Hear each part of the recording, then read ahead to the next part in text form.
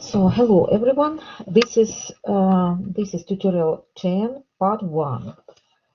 So as you noticed in tutorial sheet 10 we have I suppose we have 7 questions. But in this part 1 recording I'll be covering only questions from 1 to 5. So consequently questions 6 and 7 will be discussed later in the second part of this recording, maybe in a couple of days. Okay, so it's actually the repetition of the material I discussed with you the last week on the last tutorial.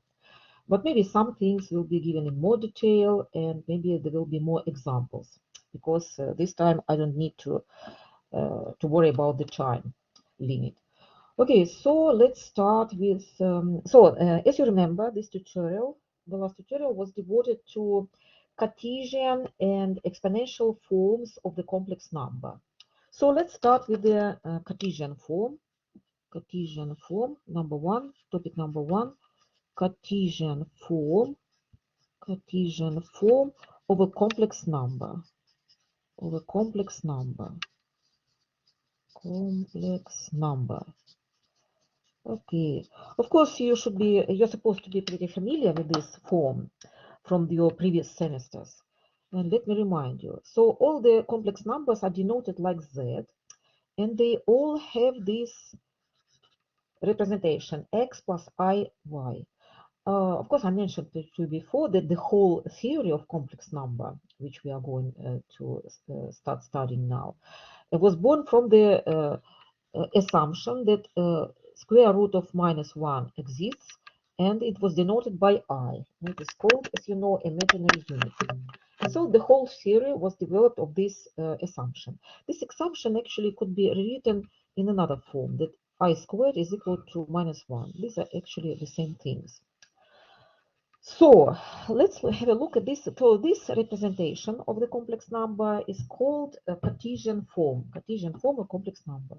As you can see, there are like two coordinates here, x and y, two components.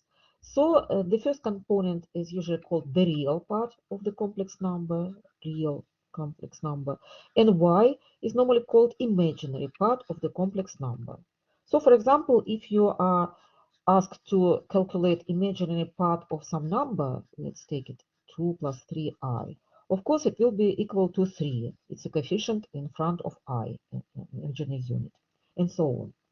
So, what about the presentation? What about the visualization of these numbers? As you can see, as you know, as we noticed before, there are like two components, two coordinates to this number z. And that is why it's quite a natural, quite an obvious idea to try and plot them on x and y plane. So x is viewed as the first coordinate, x coordinate of this point, and y is considered to be the second coordinate of this point. So there's nothing fancy about it.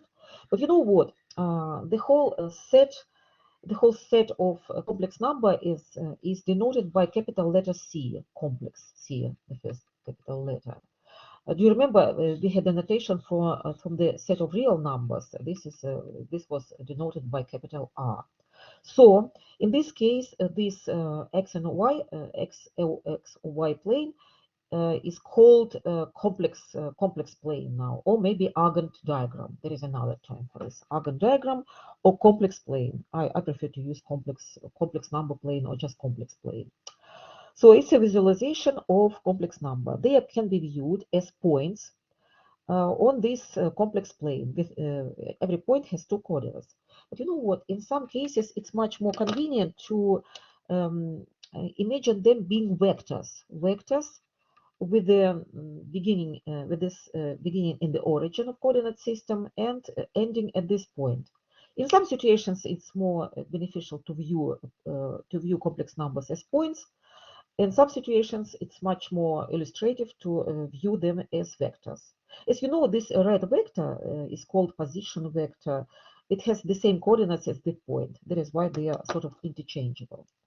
Okay, so and you know what's interesting?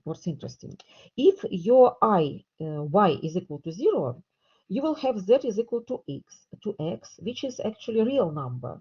And where can you plot these real numbers? It turns out they are all concentrated here on the x-axis because they have a y component being equal to 0.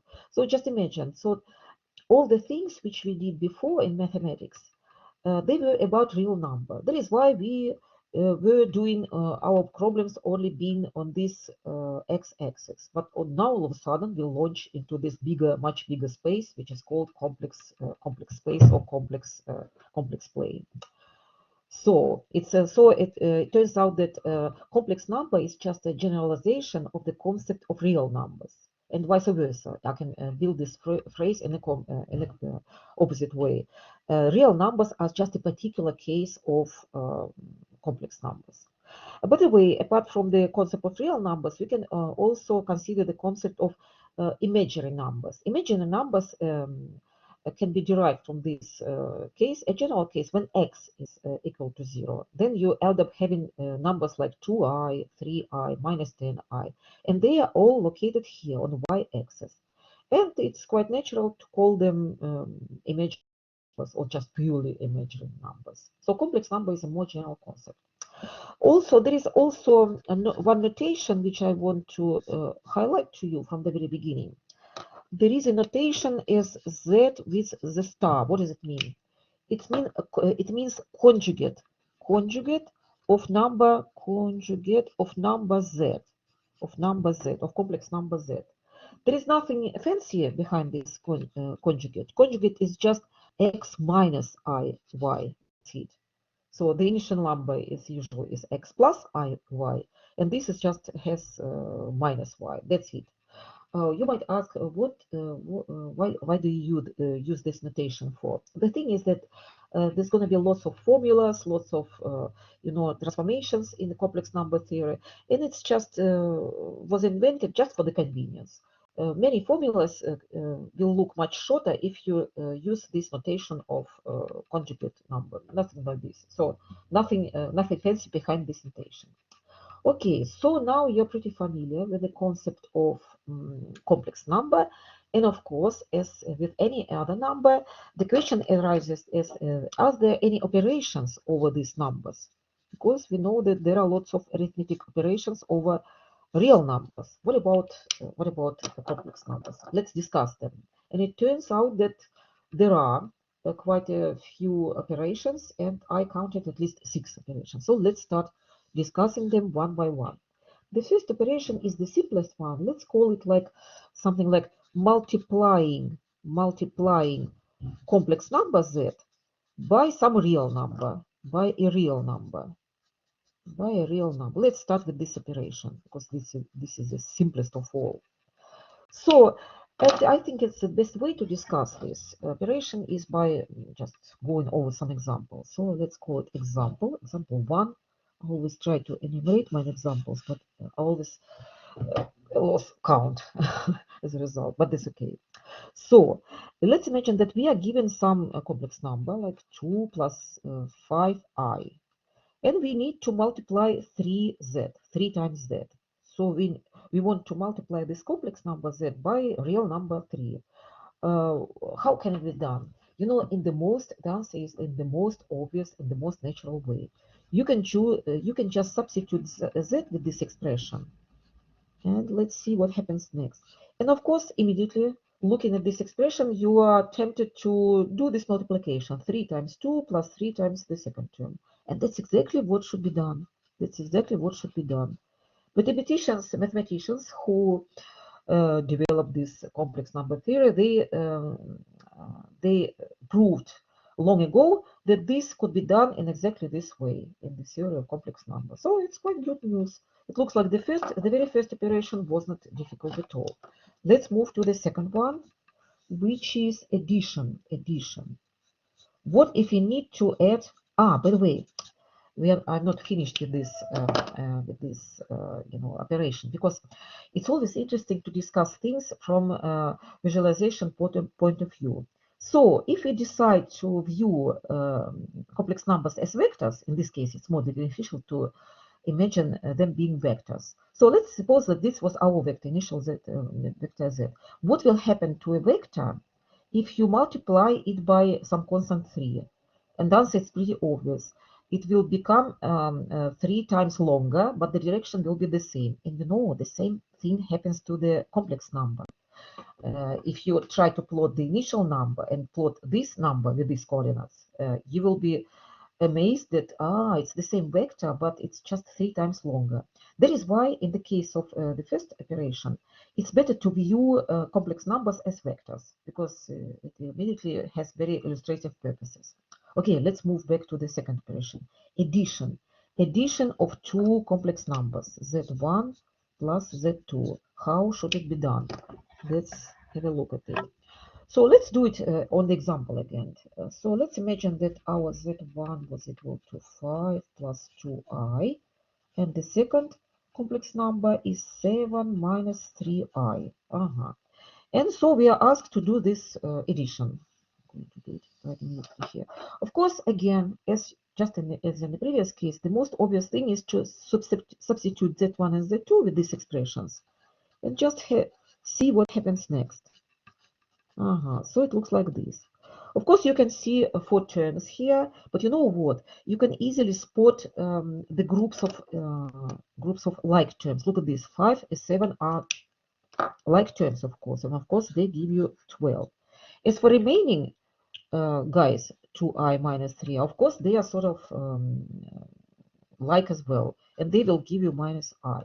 And again, mathematicians proved that that's exactly how this operation of addition should be done. So it's just amazing how easy and simple things look in complex number theory. But you know what? Again, let's discuss it from the vector point of view. If you try to plot, initial vectors z1 and z2.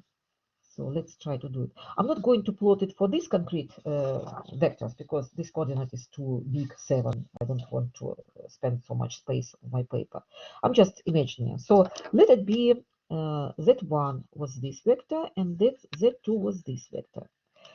So if you calculate the sum of two vectors, by this rule, by this very super simple rule, and then you try to plot this vector on the same plane, you will be amazed, because you know what happens.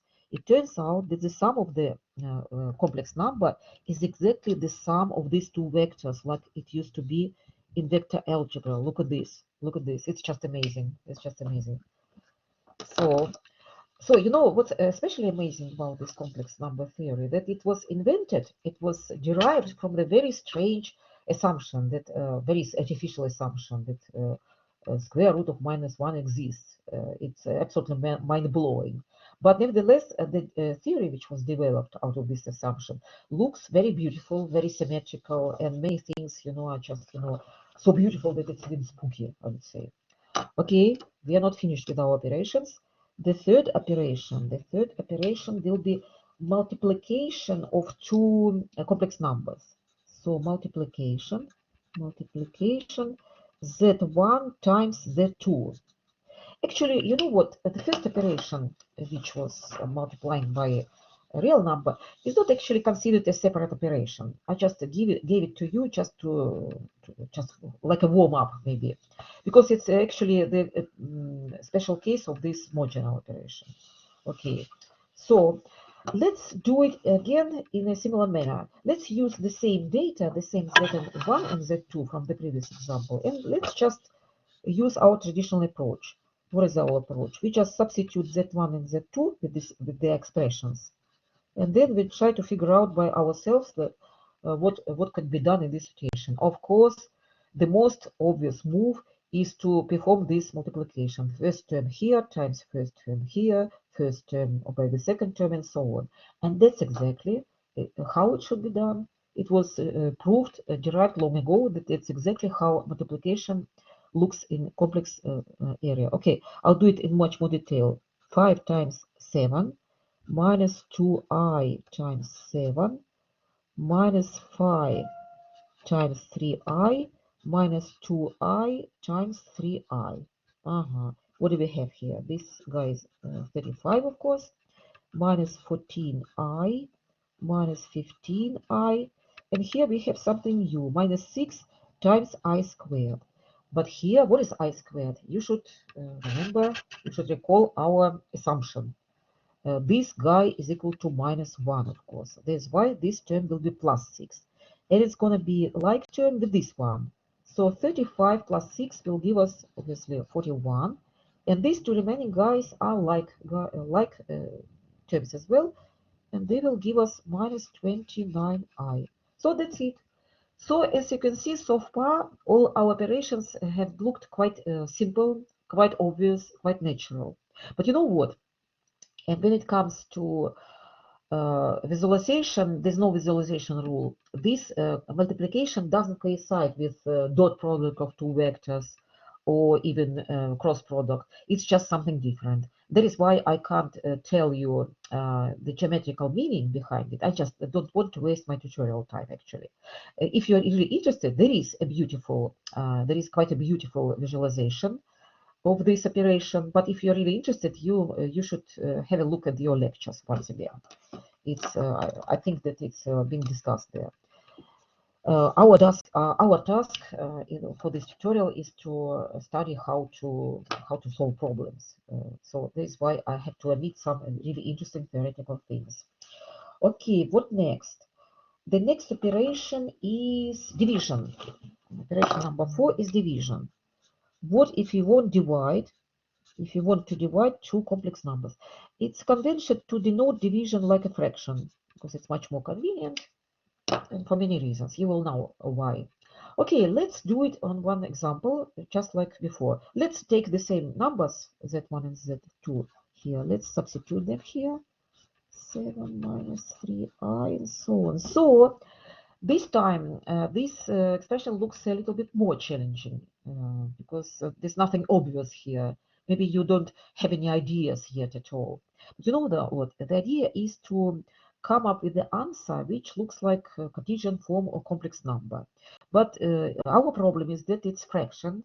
And the second problem is that we have this annoying I, imaginary unit, in the denominator. So our first objective would be to get rid of I in some way. You know what? In this case, you just know you should know the trick.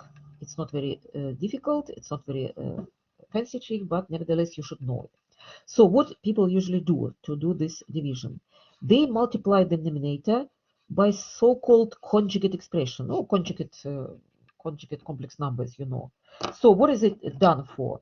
The thing is that if you have a minus b, and if you multiply it by a plus b, just like we did in this example, you will end up having this beautiful formula, a squared b squared.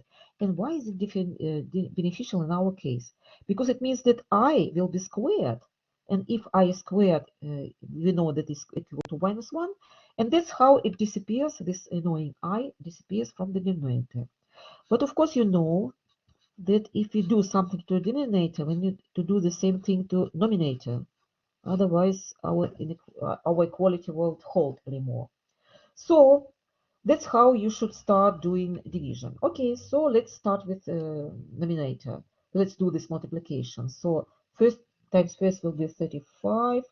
First times second will be plus 15i. Then we have plus 14i. And finally, 2i times 3i will be -6. -6. And as for denominator, things look much more beautiful here. I'll just put the frame around it because it looks like in a way. So it will be 7 squared, which is 49 minus 9i squared. But I squared is plus, this is plus 9, plus 9. So that's how I disappeared from the nominator. And now all we need to do, we need just to simplify this and bring it to the standard Cartesian form. Okay, so 35 minus 6 will give us 29, and this will give us plus 29 again, 29i only. And here we have 58, and you know you need to, it's not finished yet, it's not a final answer. You need to multiply every term here by 59. 29 over 59 plus 29 over 59i. You know what? The reason is that you are supposed to give the answer in Cartesian form. So we should explicitly see where's the x real part and where's the y. So this form is not quite standard here.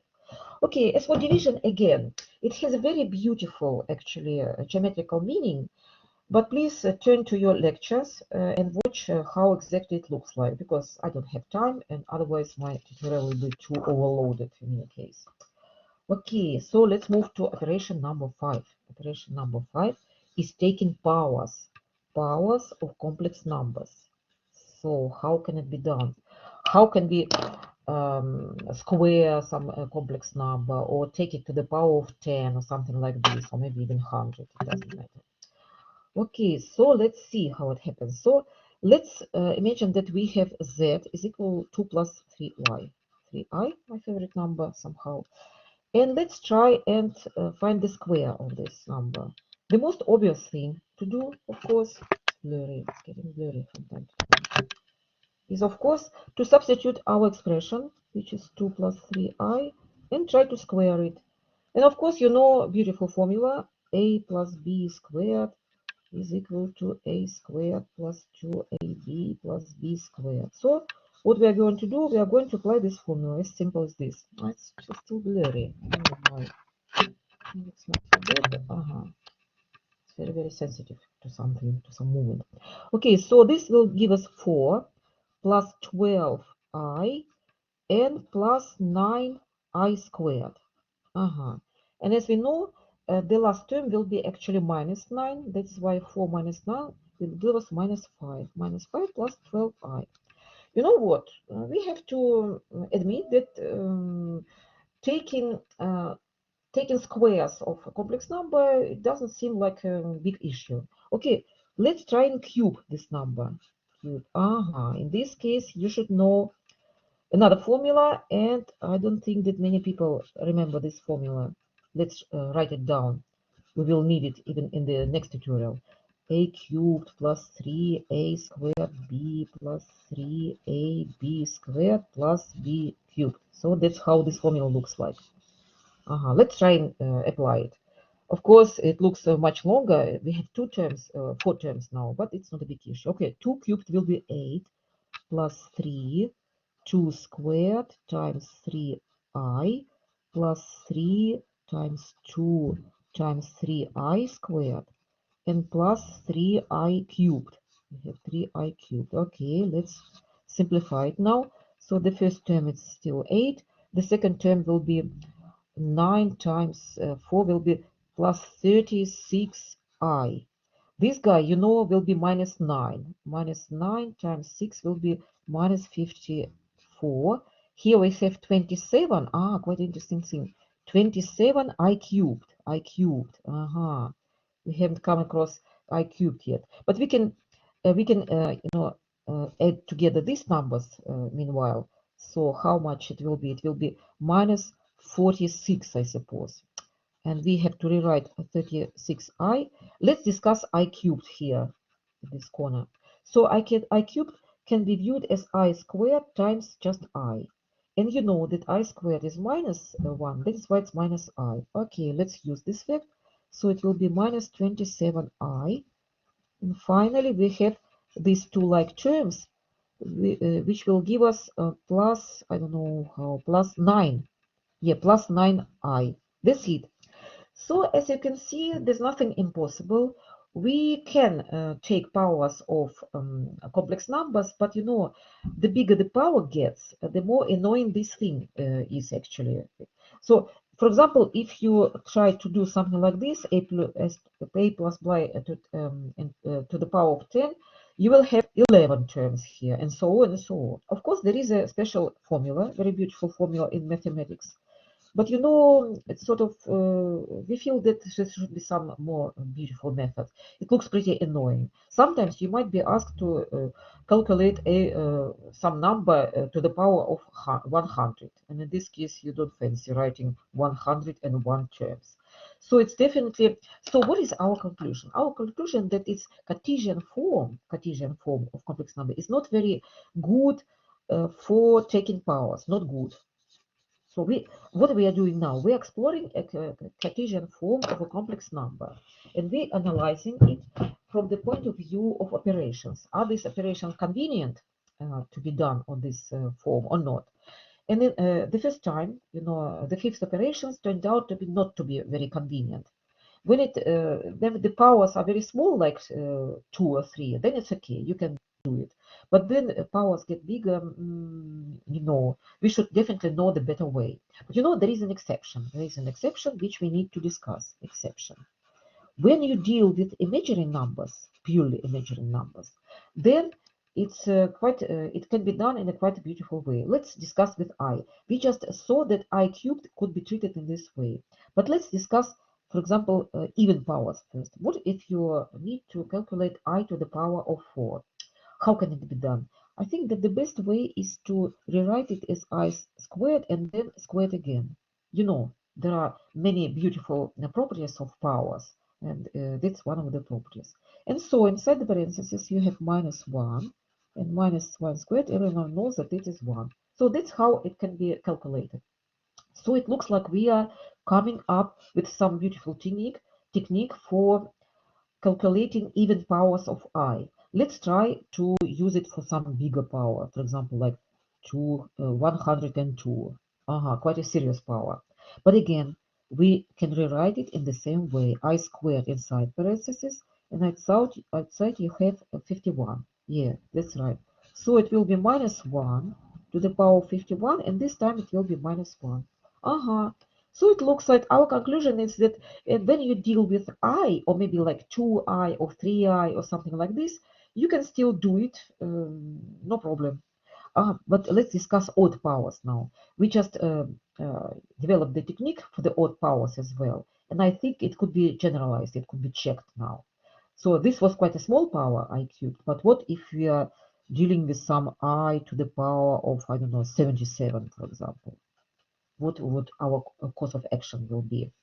Judging by this example, you need to separate even power first. So it will be I to the power of 76 times I. And now we know how to approach this even power. See the previous example.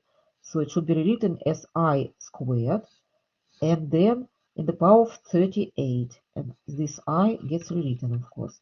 So this is -1 to the power of 32 times I, and finally this is just +1, and our result will be I.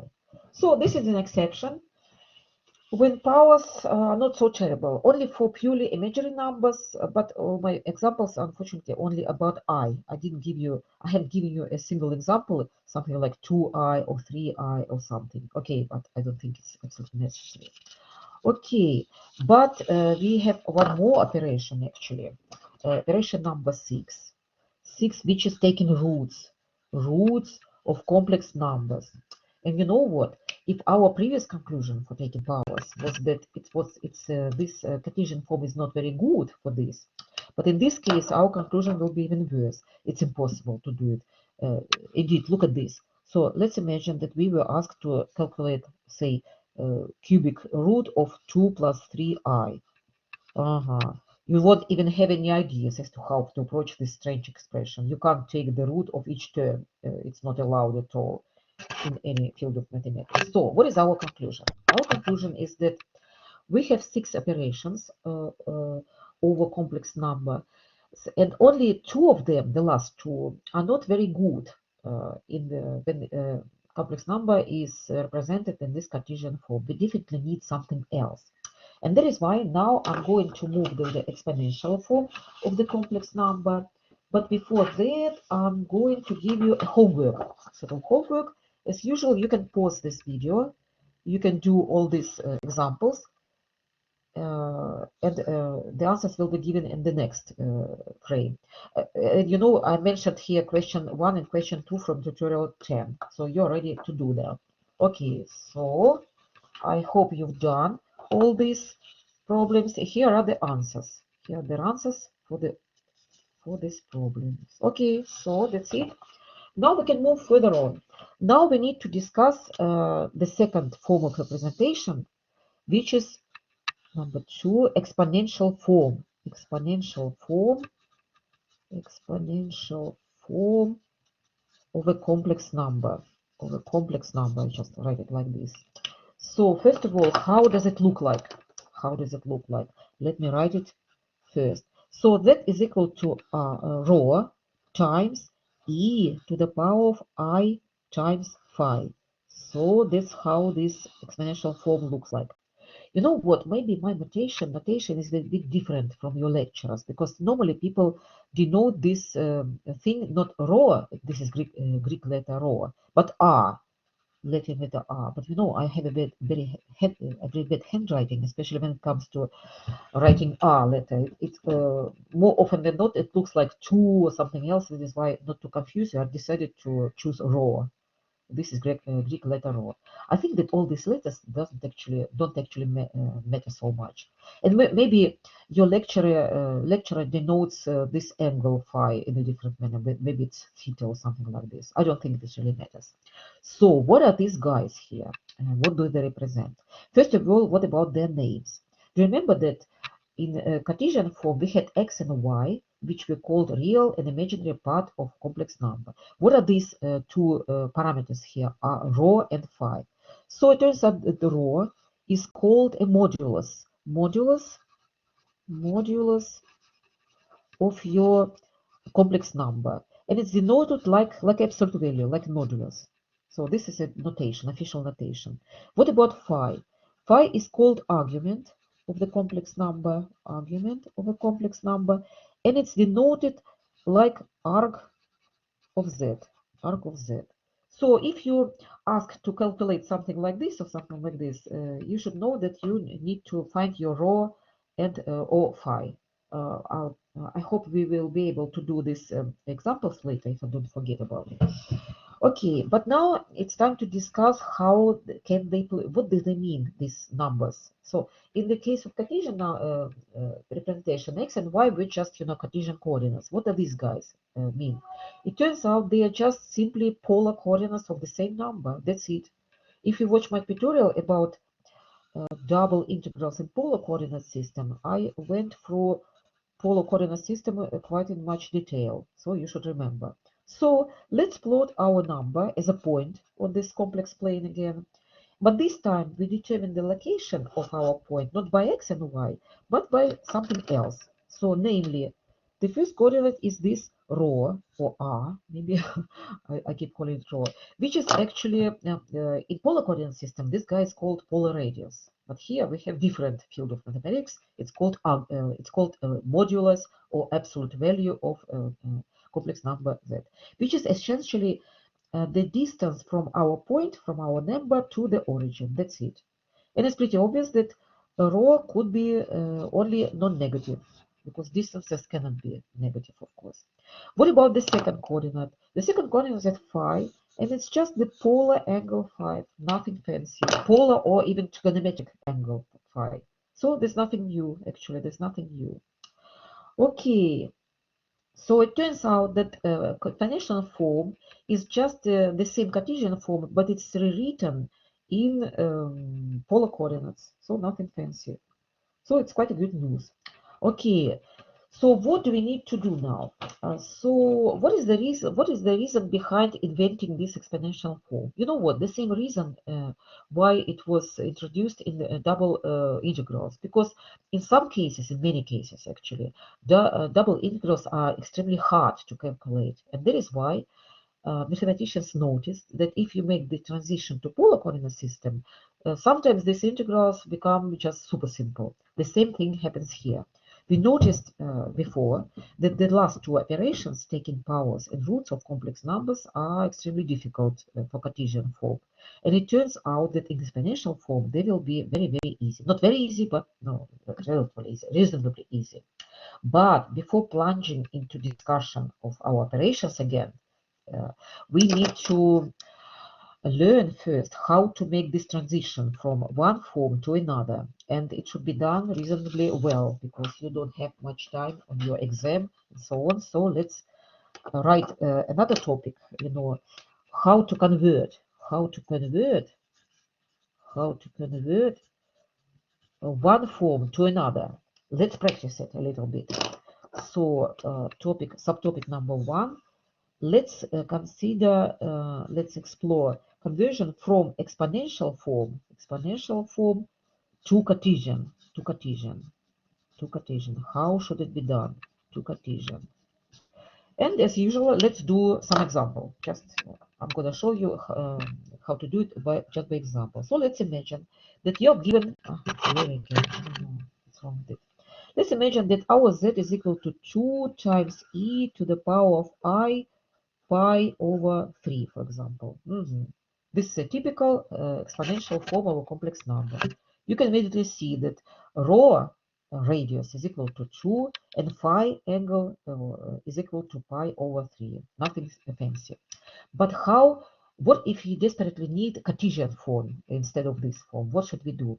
It turns out we need to know super famous Euler's formula. Let's write it down, and I even going to write it in red because it's super famous. Euler's formula. It's another cornerstone of complex variable theory. The first cornerstone was the assumption that square root of -1 is equal to I, and this is another cornerstone. So how it looks like: e to the power of I phi is actually equal to cosine of phi plus I times sine of phi. So that's how this formula, famous formula, looks like. And for us to be able to make this transition, all we need to do, we need just to apply to this I to the power of I phi this formula. So let's do it. Let's open parentheses.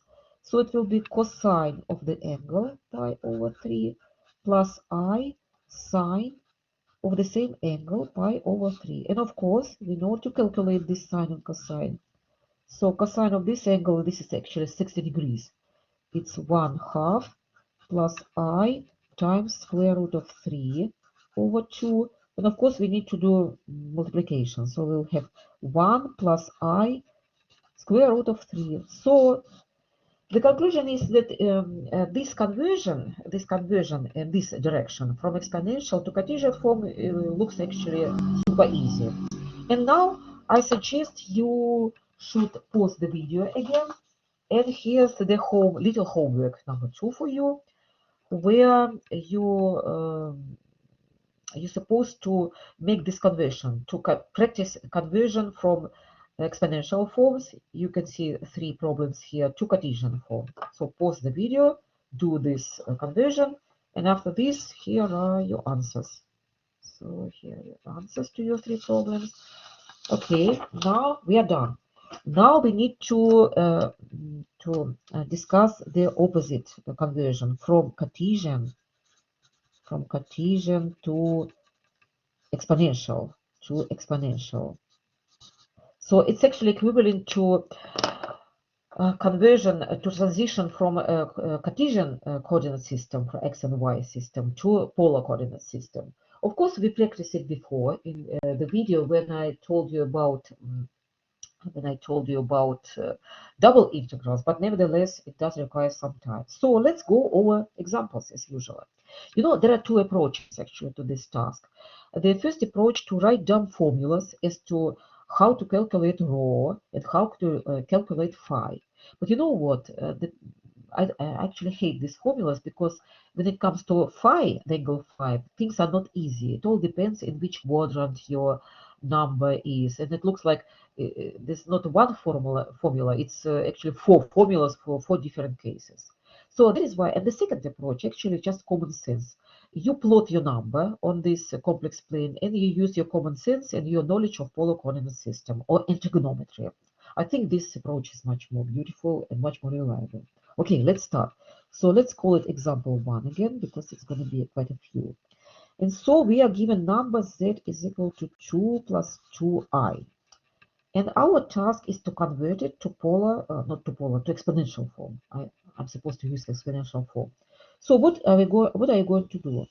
I'm going to plot this number in the first place. So x coordinate is 2. So this is 2. And y coordinate is 2 as well. So my number is here. My number z is here. And now I'm interested in polar coordinates. So I'm interested in this radius rho, and I'm interested in this angle phi. So let's have a look at the rho. How can it be calculated?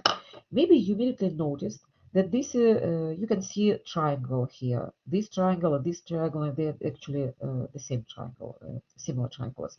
They have this 90-degree angle, and that is why Pythagorean theorem can be used here.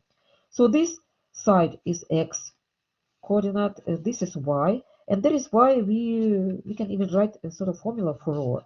According to Pythagorean theorem, rho is equal to x squared plus y squared. In our particular case, it will be 2 squared plus 2 squared, which is square root of 8, and it could be written as 2 square root of 2. So when it comes to rho, there's nothing fancy. You will always use this Pythagorean theorem. As for angle, let's have a look at the angle. You know what? For this example one, this is the easiest example. It looks like things are not so difficult at all. If you know something from trigonometry, you can come up with a solution. So tangent of this angle phi is actually opposite side y divided by adjacent side x. In our case, it's 2 by 2, so our tangent is equal to 1. And if tangent is equal to 1, it corresponds to angle 45 degrees, which is actually pi over 4. So that's it. So we are ready to write the answer. We need to rewrite our z in this form, rho times e to the power of I phi, and in our case it will be rho is equal to 2 square root of 2 e to the power of I, and the angle is 4 over 5. So this is our first answer. As you can see, there's nothing difficult, but you know what? Things are not as simple, you know, from situation to situation. That is why let's do more example. Example number 2. Example number 2. In this case, we are given number -1 minus I. Let's apply the same approach. Let's plot this number and then use our common sense, not quite common sense, but some knowledge, some basic knowledge from trigonometry, geometry, and so on. So where's our number this time? This time x coordinate is -1, let it be -1, and y is -1 as well. So our number is somewhere here in the, how to say, in the third quadrant of this coordinate system. Becomes blurry from time to time, I don't know why.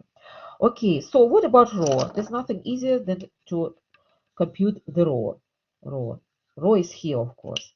And again, just like in the previous case, you can see, for example, this triangle. So this triangle, this side is equal to 1, this side is equal to 1. That is why our rho, according to Pythagorean theorem, is 1 squared plus 1 squared is just square root of 2.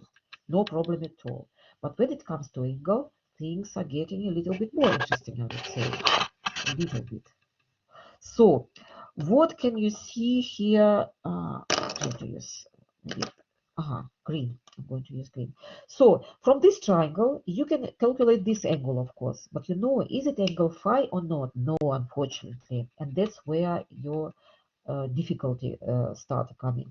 So our angle should be like trigonometrical angle. It should always start from here, where phi is equal to 0, and you should move either to this direction or to this direction, doesn't matter, just like in trigonometry. If you move in this direction, it will be positive angle. If you prefer this direction, it will be negative. But nevertheless, the main idea is that this green angle is not phi at all. So, but nevertheless, we should start with this green angle. Let's call this small angle alpha, for example. So it looks like we can calculate alpha first, and then we need to make a second step to express phi in terms of alphas somehow. Okay, let's start. So alpha, this geometric angle, can be calculated just like in the previous example. We can just calculate tangent of this angle by dividing opposite side by adjacent side. So it's 1 times 1, it will be 1. And just like in the previous case, the alpha will be pi over 4, 45 degrees angle. What's wrong with my camera? I don't know. So nothing moves here, and at the same time the picture is changing all the time. Okay, but we will notice before that alpha is not phi, is not what we need. And that is why you need to apply your knowledge of trigonometry. So when you start counting your angle phi, you start here. You start moving, moving, moving, and when you arrive here, make a little stop. You already obtained angle pi, and if you move a little bit further alpha, you will get this angle. So phi is equal to pi plus alpha. So in our case, it will be pi plus pi over 4. It will be 5 pi over 4. So that's it. So you can see that you should be very careful when you calculate your angle. That is why in some textbooks they give 4 different formulas for angle phi for 4 different cases. I don't know. If this idea appeals to you, you can use this formula. But as for me, I prefer to use my common sense, my knowledge from trigonometry and so on, because it seems more reliable. It's not a good idea to rely not on formulas, not on understanding them quite completely. Okay, but not finished. I haven't written you the answer. So z is equal to rho. Rho is square root of 2 times e to the power of I, and the angle is 5 pi over 4. But you know what? I need to make one more note. Actually, some of you could come up with another angle. What this one? Let's use yellow for this one. Maybe you prefer this angle. Maybe you prefer to move in a negative direction, and it would be absolutely correct. So please correct. That is why this answer is sort of not unique. You can give answer in a little bit different form. If you view this angle phi, this will be another variant of angle phi, as negative one, it will be minus 3 pi over 4. And this is another correct answer. So as you can see, the answer is not necessarily unique. And then in connection with this, the question arises as in what range of phi should be considered. Some study guides prefer to consider phi in the range from 0 to 2 pi. So in this case, you will always have a positive angle. But in other study guides, in other textbooks, you will find this range from minus pi to pi. In this case, it means that you can operate with negative angles as well. But generally speaking, it doesn't matter at all. Uh, because you can either use this range, or you don't need to care about ranges at all. The most important thing is to realize that phi is just trigonometrical angle. That is why it should start from 0, and it could be either positive, negative, whatever. So this example is quite a good one to illustrate this idea for you. Okay, so in my last tutorial, unfortunately, I didn't have enough time to give you more examples. But here, recording this video, I have plenty of time. That is why I decided to give you a couple of more examples. So let's move to example 3. Example 3 will be z is equal to I. How can you rewrite this number in the exponential form? Okay, as usual, let's try and plot first of all this number. So this is our Argand diagram or complex plane, and the number will be just here. So it's 1 here. So because x is equal to 1, x component is equal to 1, and y component is equal to 1. That is why this is a point lying on the y-axis.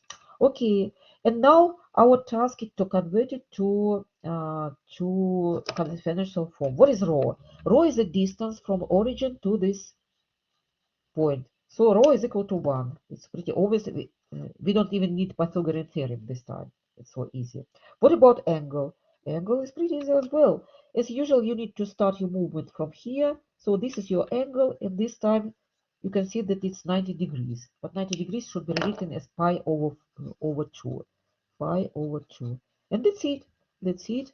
We are ready to rewrite it. 1 times e to the power of I pi over 2. Some people even prefer not to write this one because it looks a little bit silly. 1 times something, it's still the same something. Okay, it was very interesting. But you know what? Example 4 is even more interesting. As we noticed before, real numbers are just a particular case of the more general concept of complex number. Let's consider number 3. This is a purely real number, and try to convert it to exponential form. Let's see how it happens. So here's our complex plane. Where's number 3? 1, 1. 2, 3. So our number 3 is here. So it means that real part x is equal to 3, but imaginary part y is missing. It means that it's equal to 0. So that's how this number looks like. As we noticed before, all the real numbers are concentrated here on this x-axis. So what about rho? As usual, rho is the distance from origin to our number. In our case, it's 3, of course. No Pythagorean theorem is needed here. What about angle? Angle is even easier. Angle is equal to 0. And that is why our number 3 can be written as 3 times e to the power of I times 0. So that's how it looks like. So I think that the last two examples were especially interesting. And what else? Let's do one more example. Let's do one more example. Example 5. 5. Example 5. Sometimes you will have to deal with some, very famous angles like 60 degrees or 30 degrees, 45 degrees. You should be quite familiar with these angles. You should be comfortable with them. So my next example will be z is equal to minus 2 plus 2 square root of 3 times I. Okay, so let's try and plot this number first. So this is my complex plane again. And the first coordinate is minus 2. Let it be minus 2x. And y coordinate is a little bit bigger, 2 times square root of 3. So this is our number. Our number is here. As usual, we have no problem with calculating our rho. Rho can be calculated as from Pythagorean theorem. So in our case, it will be square root of this side, which is 2 square root of 3 squared plus 2 squared.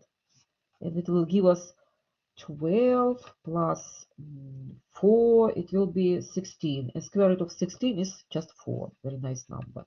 But as for angle, you learned from the previous example that you should be very, very careful. So, for example, we can calculate this angle, for example, and we should call it some different name, like alpha. This is geometrical angle. But our trigonometrical angle will be like this, of course. This is our phi. So it should be done in 2 steps, of course. So let's start with alpha, of course. As usual, tangent of alpha is opposite side, which is 2 square root of 3 divided by 2. And it's equal to square root of 3, which is a very famous thing. You should know that this corresponds to the angle 60 degrees, which is pi over 3. So our geometrical green angle is pi over 3. But now the time comes for trigonometrical angle phi. The phi could be calculated like, moving from 0. So you start moving from 0 and you can miss your angle and go to all the way up to pi. And then you have to go back. In this case, this movement happens counterclockwise. It means that plus p. This angle is plus p. But when you turn back, you change the direction, minus alpha. So pi minus pi over 3 will give us 2 pi over 3. Probably you know that this is 120 degrees. Okay, and so now we are ready to give the answer.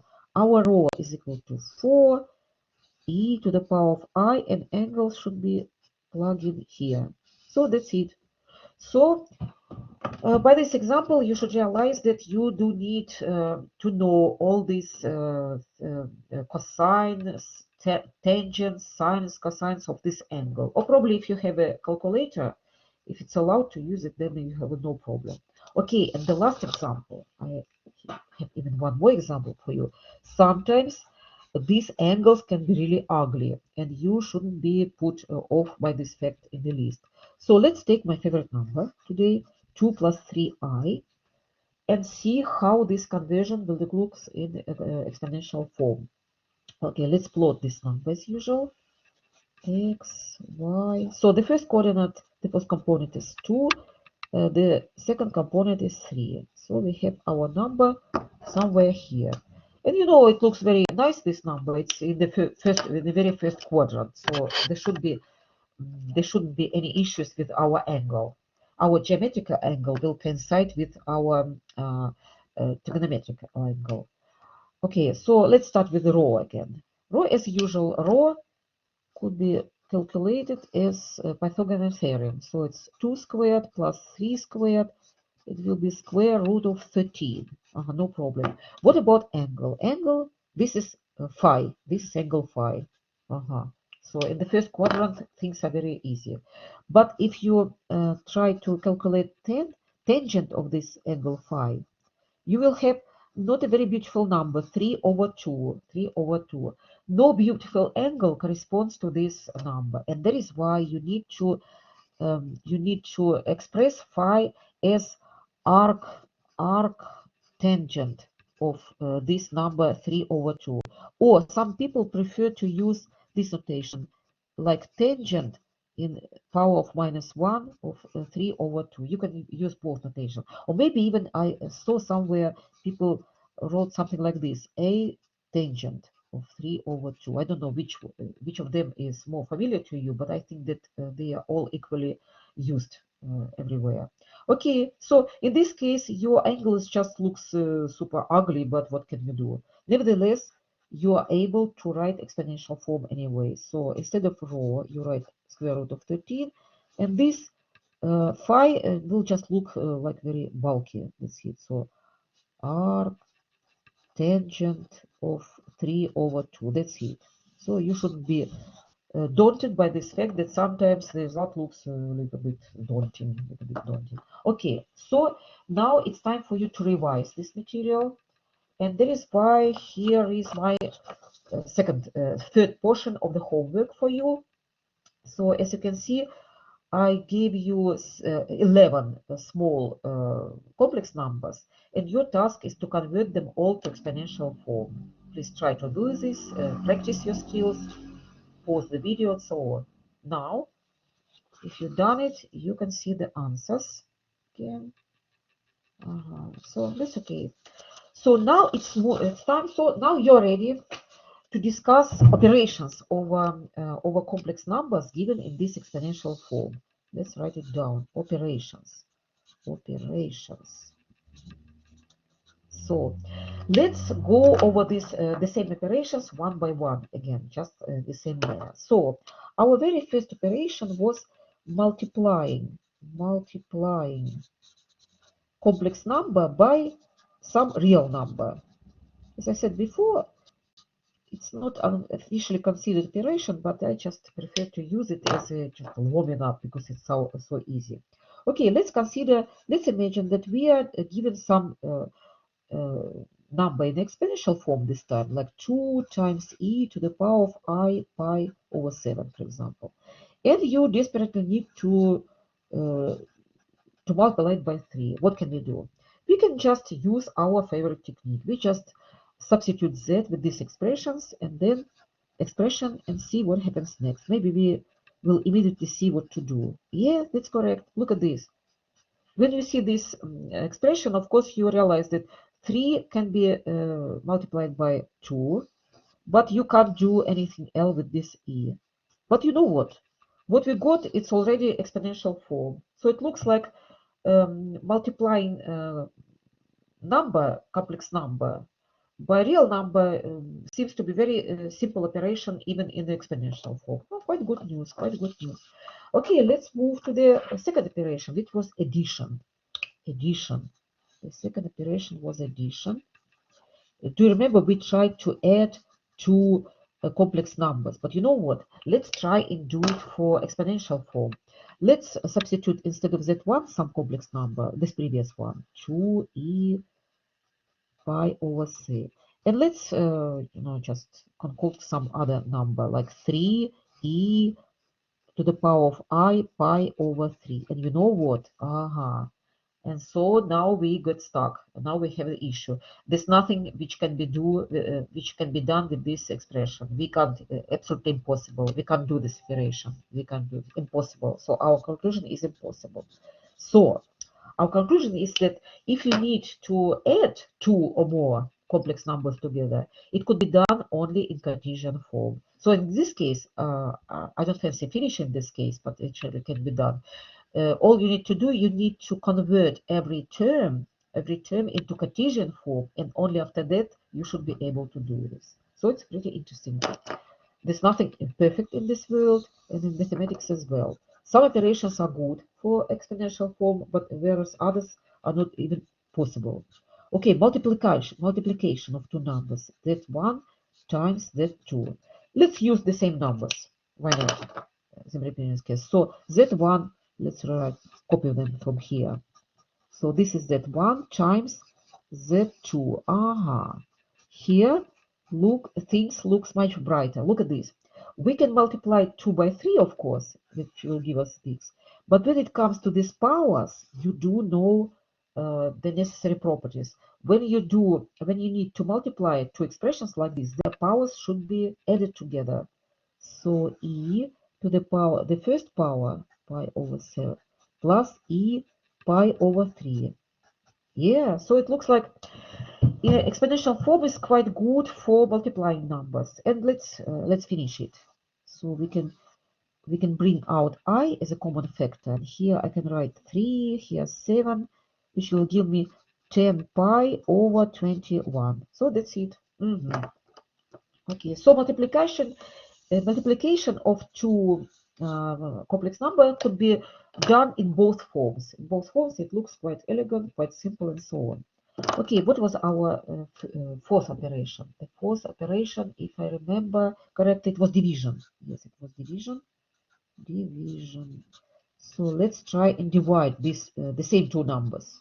The same two numbers. Let's copy them from the previous example. So that one was 2e to the power of I pi over 7, and this guy was 3e to the power of I pi over 3. Again, it looks pretty, promising. Look at this. We can divide 2 by 3 and bring it out, and here we can see, we can observe another nice property of powers. If you need to divide these two expressions by each other, it means that their powers will be subtracted from each other.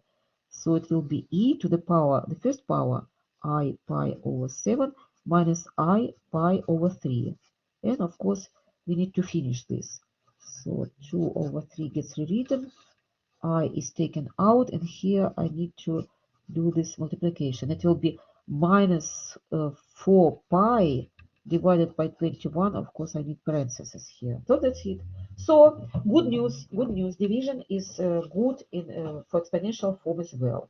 Okay, and finally, we are moving to our fifth operation, which we discovered wasn't very good for taking powers. So powers. It will be very interesting to see how this operation looks here, because came across an obstacle last time when we tried to apply it to Cartesian form. We discovered that taking squares was quite nice. Taking cubes was quite nice, but taking powers like 10 or even 100 absolutely impossible. Okay, so let's start with some example. So let's suppose that we are given some number, an exponential for 2e times pi over, I don't know, let it be like 3. And what if we need to calculate z to the power of 10? How can we do it? So let's try and use our favorite technique, which is substituting z with this expression. Maybe we are lucky again, who knows? So power to the 10, and yes, we are lucky. Look at this, how beautiful, how natural it looks like. Inside parentheses, you can see two terms, 2 times e to some power. And when two terms are taken to some power, what do you need to do? We need to apply another famous property of powers, namely 2 should be taken to power of 10, and the second term, e to the power of pi over 3, should be taken to the 10th term as well. So this is quite a well-known number. This is 124, and here you can see yet another property. If you need to do this operation over powers, you need to multiply this power. So it will be e to the power of I and 10 pi divided by 3. And that's it. Look at this. We did obtain the exponential form of this number. And look at this, how natural, how obvious this operation looks like an exponential form. So just out of comparison to Cartesian form. But you know what? things look very easy for you when you do apply this. But you know, for mathematicians who were developing this mathematical theory, it took quite a lot of time and effort to derive this formula, to realize that it should be done in this way. We do this operation in this way, assuming that these properties of powers still hold in the complex number theory, but this is just our assumption. It's not been proven. Mathematicians don't believe anything, as you know. They usually prove every single step. So before using these calculations such a beautiful way, of course, everything should be proven. And it turns out that this fact that powers should be calculated this way was so revolutionary that it even has a name of Moivre's theorem, Moivre's formula. Let's write it down. So Moivre's formula, super famous, another super famous formula from complex number theory. So it goes like this. If you are given complex number in exponential form, then if you want to calculate power z to the power of n, all you need to do, you need to take rho in the same power. This is just a real number, of course. And as for power, you need to multiply this angle by n. That's it. So, as I said before, it was absolutely revolutionary effect.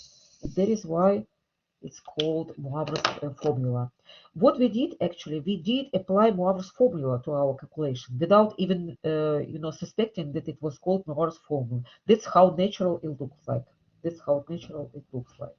Okay, now I need to demonstrate to you how it should be done, because usually you are not given exponential form of the number. You're given. People prefer to give you complex numbers in Cartesian form. So let's try do some example. So let's imagine that you are given number z is equal to 1 plus I, and you are asked to calculate z to the power of, let it be z to the power 10. What should be your course of action should be? First of all, you realize that this is quite a big power. It's not power 2 or 3. It's a big power, and that is why you need to convert this number to Cartesian, not Cartesian, sorry, for exponential form. So it will be like step 1. And only after that you should be able to apply Moivre's formula, which is actually very natural. You don't need even to memorize it. Okay, so let's convert our number to exponential form. I think we already done this today, but repetition is not so bad. So this is where our number is.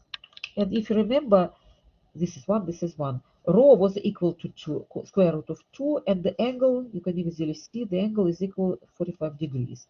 So our number gets rewritten very quickly. Square root of 2 e to the power of I pi over 4. Okay, so this was step 1, conversion.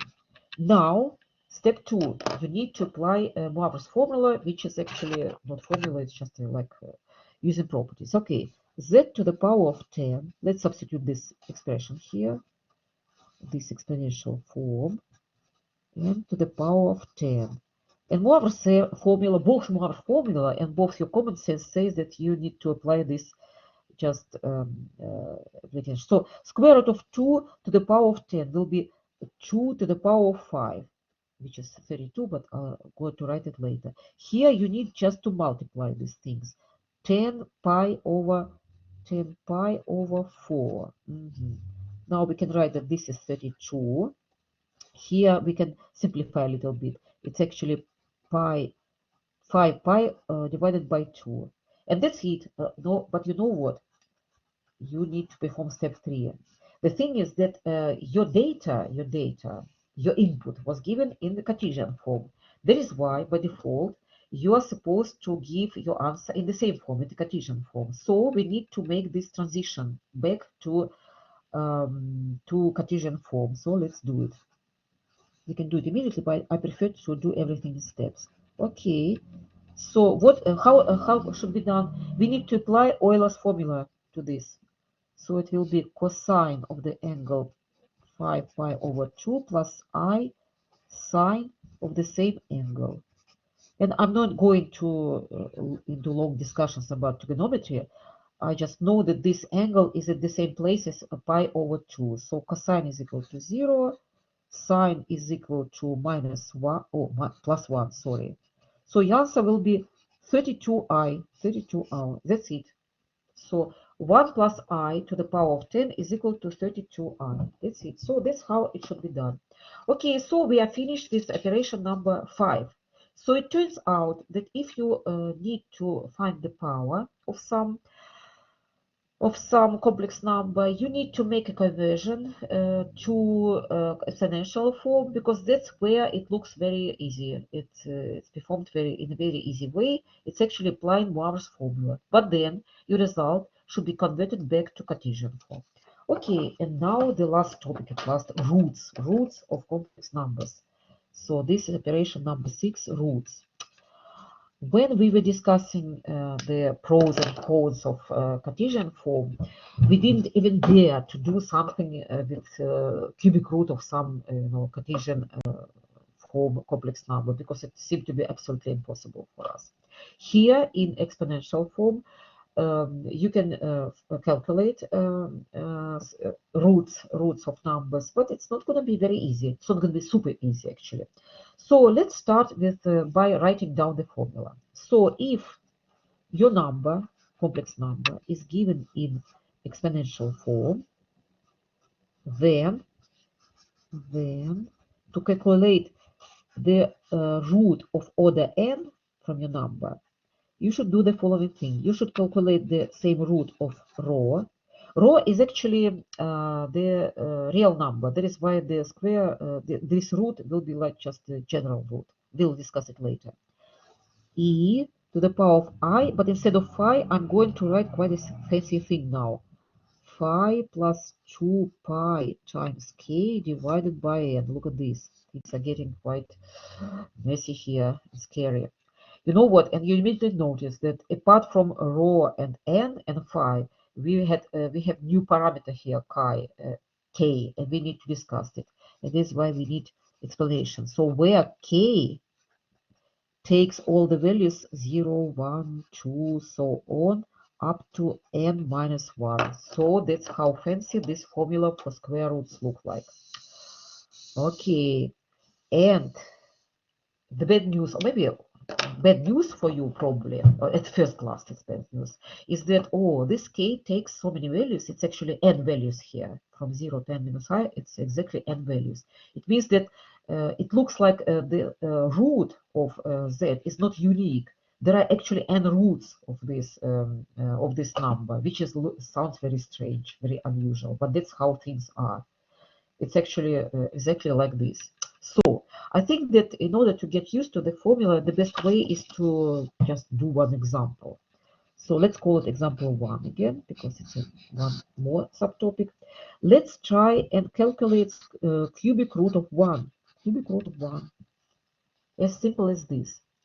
At first glance, this task sounds very stupid. You might say, it's a very known fact. We have known long ago that cubic root of 1 is simply 1, nothing else. But no, things are not easy here. We are now in the complex plane, remember, in a complex number set. And that is why things are pretty different here. We are dealing with generalization of the concept of number. And that is why it will turn out quite soon, after solving this problem, that this solution 1 is only one of the 3 possible solutions. So things are getting really, really interesting. Okay, so what do we need to do? First of all, we need to realize that our given number is z is equal to 1, and we need to calculate cubic root of z after that. It means that, first of all, z is equal to 1, our initial input, should be converted to exponential form. We usually do it by plotting this number. So number is on x-axis, and here it is. Here is number. This distance is 1. So as you can see, rho is equal to 1, distance from origin, and angle is equal to 0. So our z can be written like 1, rho 1, e to the power of I times 0. 0. I wrote theta. I'm running out of space, running out of paper anyway, so I'm going to rewrite it here. So our number 1 can be written in this form. Let's rewrite it again, 0. And now we are ready to apply this formula. First of all, what is our n? Our n is equal to 3 because we are asked to calculate cubic root. Okay, n is equal to, that is why k takes values until 3 minus 1 will be 2, 0, 1, 2. So let's write it down from the beginning. K will be 0, 1, 2. It means that we are going to obtain 3 roots from number 1. Okay, let's apply this formula first. So cubic root of our z, of our 1, is equal to cubic root of 1 times e to the power of I, and here we open parentheses, 0 plus 2 pi k divided by n, which is 3. This is our formula. Let's put a frame around it, and k is included in this frame as well. So now we need to plug in k, all these k's, and see how this roots will look like. The first way to denote it is like cubic root of z when k is equal to 0 in this notation. So this is 1, of course. This is a very, there is some drawback to this formula actually, because you can see a cubic root here and you can see a cubic root here. And the difference is that this is a serious complex root, complex number root. And this is our old guy, just ordinary root from the field of real numbers. So, and unfortunately, mathematicians have come up with a better notation. They decided to leave it as it is, even though at first glance it looks like, oh, very strange. We have cubic root here, and we treat it like the old, like in old days. And here we have the same cubic root, but we treat it like a complex cubic root. It may be a little bit confusing, but you get used to it quite quickly. Okay, so it's just 1. It's just 1. Here we need to substitute in a 0 instead of k, and we'll have 0 here. So it will be e to the power of e0. I'm going to put a frame around it because this is our first result. But it would be more interesting to convert this result into Cartesian form. Let's do it. So we need to apply Euler's formula. Cosine of 0 plus I sine of 0. And it will be 1, by the way.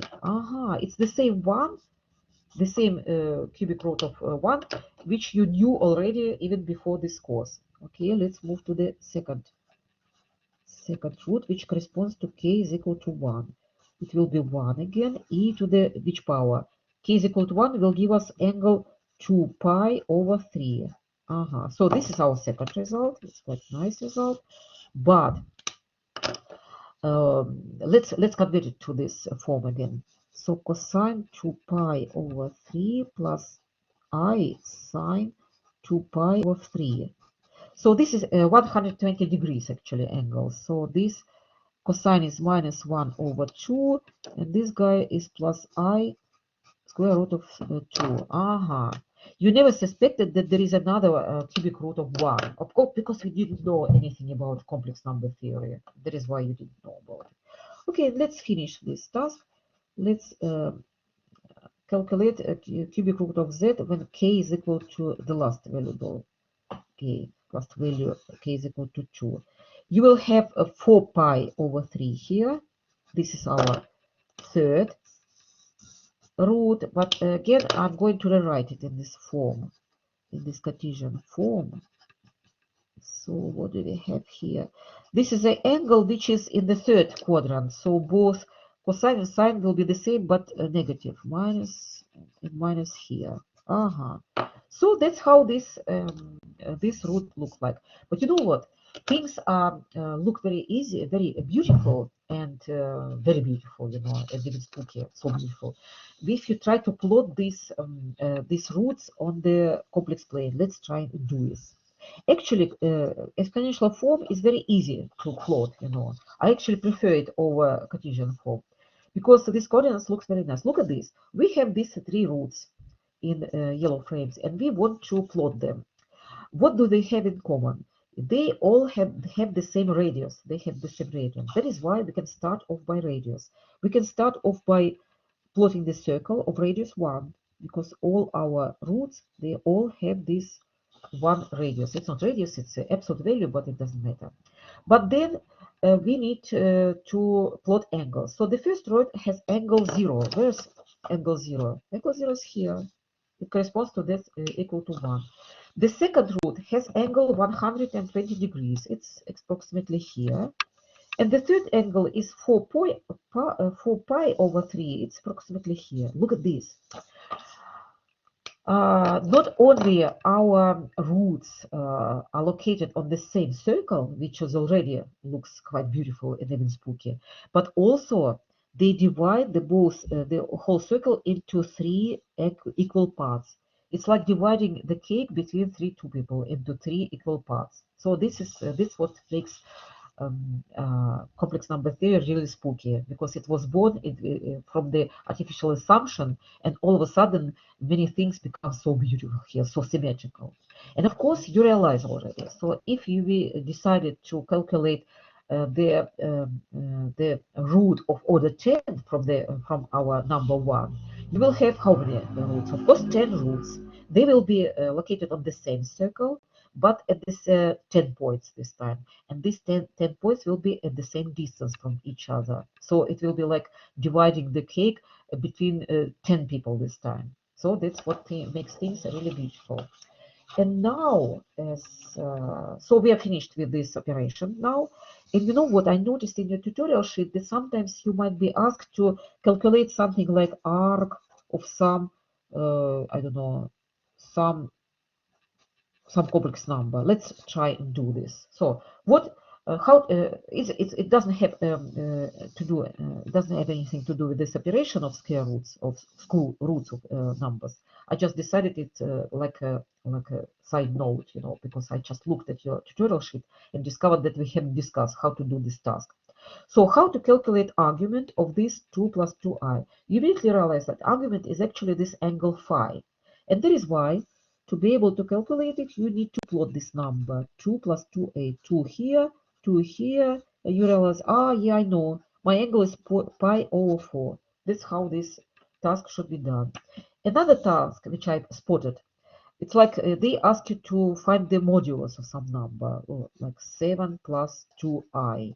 How can you calculate it? You should memorize that this is actually our row. This is our row. And row should be calculated by applying Pythagorean theorem. You can plot this number again, but maybe you remember that this is 7 squared plus 2 squared, and it will be 49 plus 4, and finally square root of 53. So it looks like we are done. And as usual, to wind up, I suggest you make a little homework, you know, to polish up your skills, your calculation skills. So this homework consists of 4 tasks. 2 of them are taking powers of complex numbers, and 2 of them are taking roots. And also now you can finish these questions 3, 4, 5 from your tutorial. As you notice, I'm not mentioning the remaining 2 questions, 4 and 7. This will be the material of the next video tutorial, but the next video tutorial will be much shorter and easier, so don't stress out. This was the introduction, that is why it was so long. So it looks like that's it for today. Okay,